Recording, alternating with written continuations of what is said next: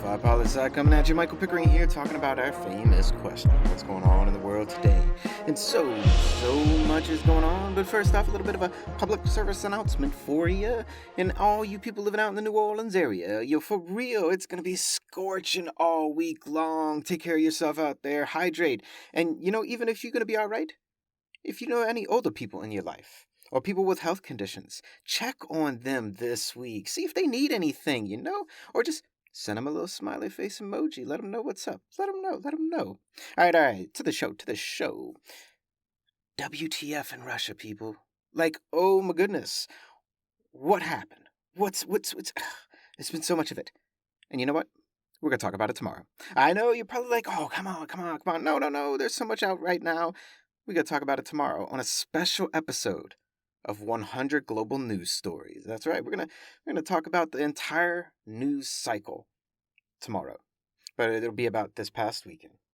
Also, updates out in Brazil. As we just said last week, WTF with Brazil and former President Bolsonaro. Haven't heard much from him lately. Well, that's because he was waiting to go on trial. Now he is on trial. Officially, the Supreme Court of the country is holding a case to potentially bar him from running for office again.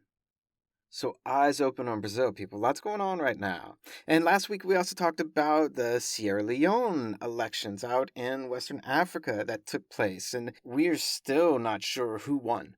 They're still counting votes. So we'll let you know as soon as we do. Now let's head on out to Kashmir.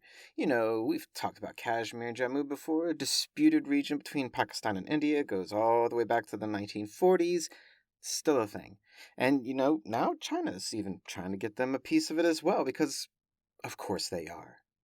But at least every year, at least once or twice a year, people lose their lives in this disputed region in fighting between Pakistan and India. And this time, it just happened again. Just this weekend. And Pakistan is saying Indian military killed civilians this time. But this time, they fired from Indian-controlled territory into the Pakistani-controlled Kashmir territory. This is big, people. Firing across borders in a disputed region already? Ears to the ground on Kashmir. Pakistan already said they will be responding.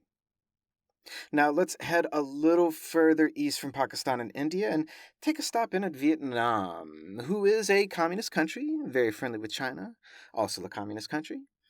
But not long ago, Chinese military naval vessels, they went up and laid anchor, I think that's the terminology, laid anchor, something like that, in the Vietnam port of Da Nang. And they just chilled there for a bit, all is well, and then they left.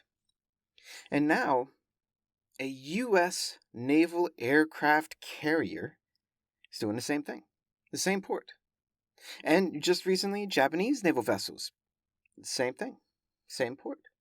It's like Vietnam is saying, hey, everybody, come check out our ports, stay a while, spend some money, it's all good in Vietnam. And this is curious to me. With all the maritime disputes in the region between so many different countries, but Vietnam is playing host to everyone. Eyes open on Vietnam, people. A place we should talk about much, much more. Now let's jump across that big, beautiful blue called the Pacific. And to Guatemala we go, where today for me, Sunday yesterday for you, Guatemala's holding national elections and presidential elections at that. That's right, the presidency is up for grab, as is Congress. And there are 22 people running for president. And if no one gets the 50% plus one, then it goes to a runoff between the two leading candidates. Big things happening in Guatemala, my friends. We'll see the results soon enough and let you know as soon as we find out. And a last piece of news to send you on your way for the day. Facebook, Instagram, cutting off news service in Canada. Yep. Our Canadian friends out there, gotta get your news from somewhere else.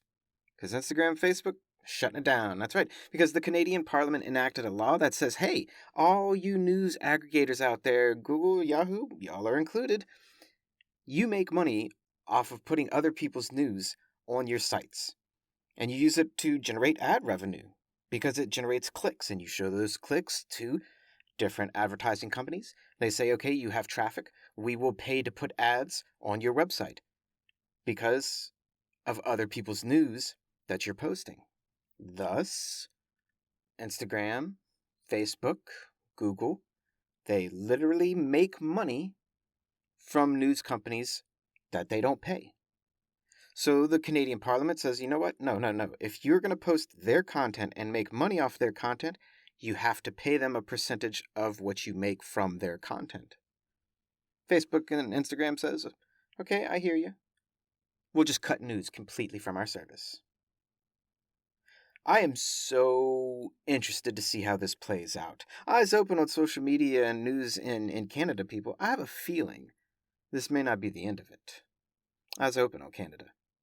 And that's a brief snapshot of what's going on in the world today. Check out Thursday's blog on lofipolisci.com and add us on Instagram for all your local lo-fi summertime updates. And always remember that Lofi Poli Sci is more than just me. It's the we that we be. Talk to you tomorrow, lo-fi listeners. Pickering, signing off.